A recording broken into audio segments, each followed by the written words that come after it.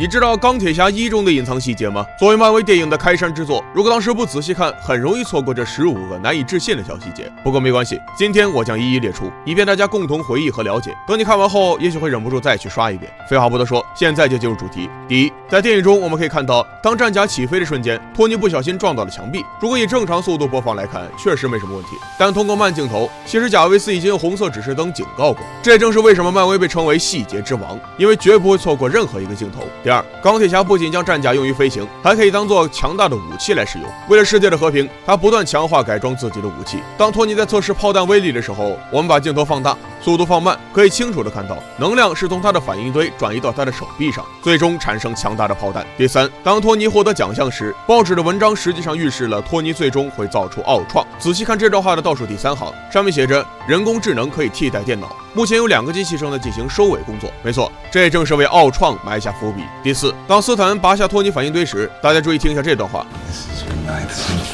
其实，在古典音乐界中，人们认为作曲家在写完第9交响曲之后就会逝世，因此斯坦恩相信反应堆将会是托尼创造的最后一件物品。但事实并非如此，第9交响曲不是代表物品，而是在电影里，当托尼出现在漫威电影9次之后，他不幸在下一步牺牲了。所以说，早在钢铁侠1就已经暗示了托尼的一生。可能现在很多人认为太牵强，别着急，我们看一下这几张照片。当斯坦恩拔出反应堆时，托尼的性命属于危机状态，这类似于灭霸刺他的方式，然后还以同样的姿势嘲笑。当托尼在死亡边缘时，最终都被别人及时拯救，这也再次证明2部电影的连续性。原来在钢铁侠1中还有这么多你没发现的小细节。第5，当托尼的战甲结冰导致断电时，我们实际上可以从外面看到他的眼睛，在没有通过调色和渲染之前，这个小细节确实很难被发现。第6，当托尼和贾维斯谈论着盔甲飞到高空会出现结冰的情况时，如果把镜头放大，可以在屏幕上发现贾维斯能够完全读懂托尼所说的一切。但请注意，当电视中的女士说话时，贾维斯却没有任何反应，这说明他有着辨别人声的功能。第7，其实复联3中的反浩克盔甲运用了铁霸王的机制功能，可以看到他们的移动和跳跃方式几乎相似。第8，在托尼拯救几个难民回来后，他的战甲损坏比较严重。这里请注意，在背景中我们可以看到霍华德·斯塔克建造的盾牌原型，这也为钢铁侠2埋下了伏笔。第9，在钢铁侠与铁霸王的最后一战中，托尼脱下了手套，这也导致他的真实声音和盔甲内部的声音有了延迟。